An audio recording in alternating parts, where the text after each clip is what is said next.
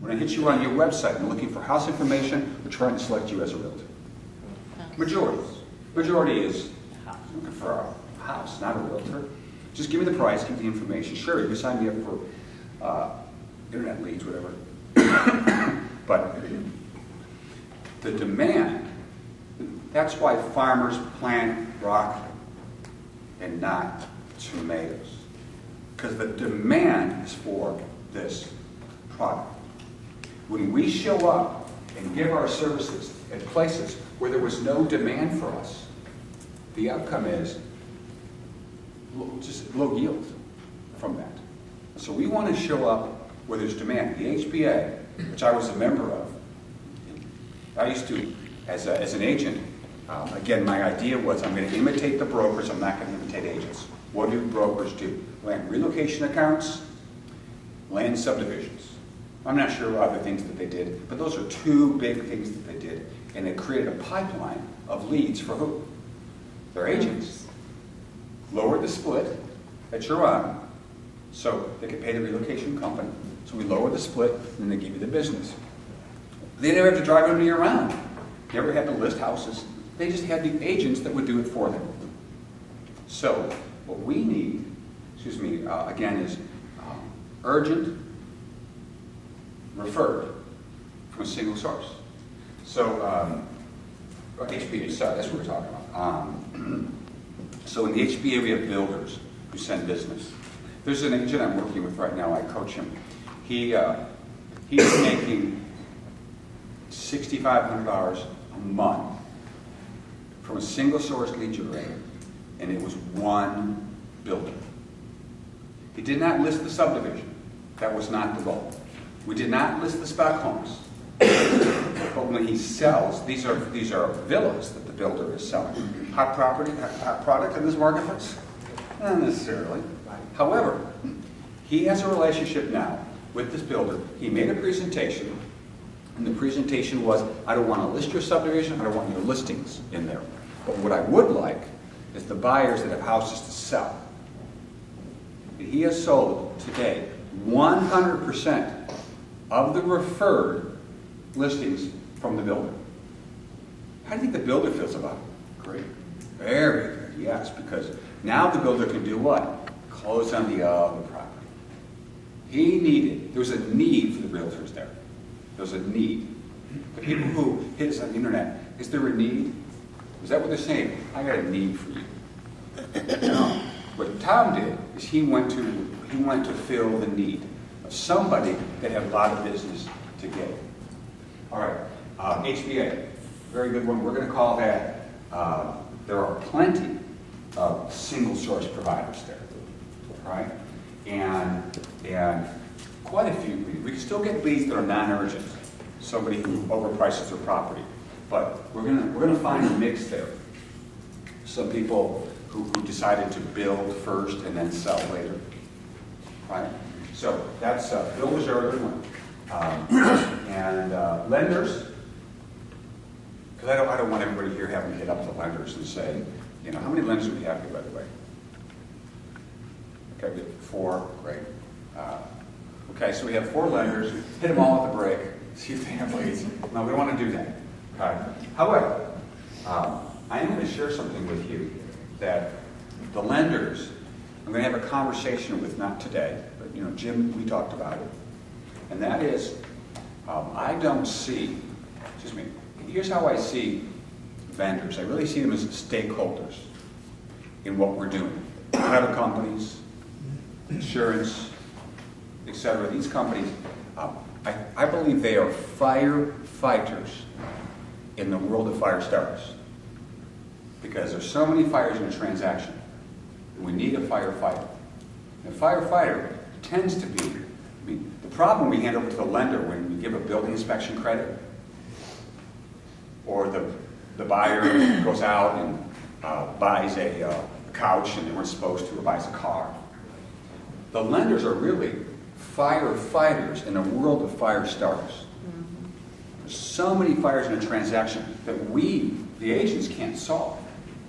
I want to look at that relationship differently, because these are, I've known Steve for years. He had the same parole officer, and went over better last time. No, we didn't. So, my best man at my wedding, when he was toasting Patty and I, he said, I met Bryan through his parole officer. And as my wife says, different joke, sorry, same joke, different day. Been using that one for 20 years. So, where was I? Where was I? Yeah, lenders. Thank you very much. So I really want to edify our vendors, our stakeholders today. They really play a role. The home protection plan people, some that I've brainstormed with, are interested in helping you, holding you accountable to the single source lead generator program, to getting involved, to have sit-downs with you, to help move you through and achieve this.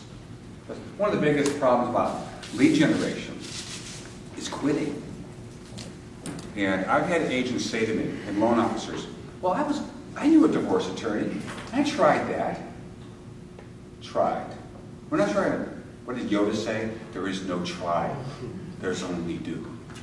And well, what I want to see is people see this through.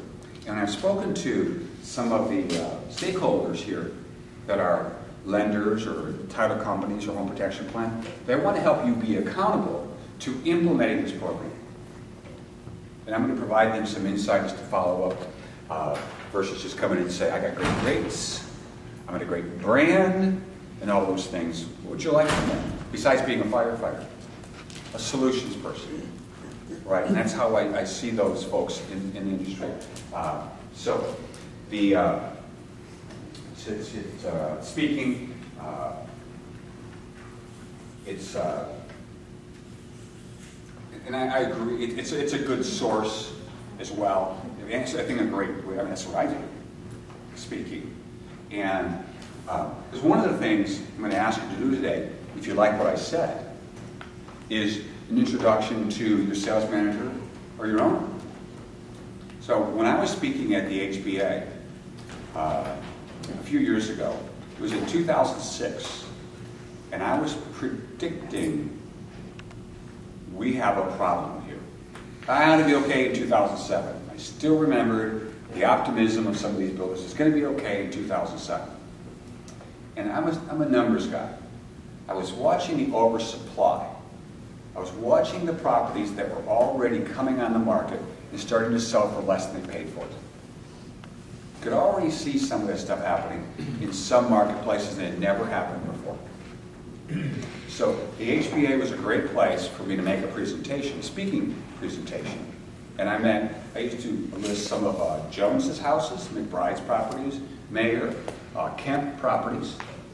And a lot of these things came from the speaking opportunity that I had through the HBA.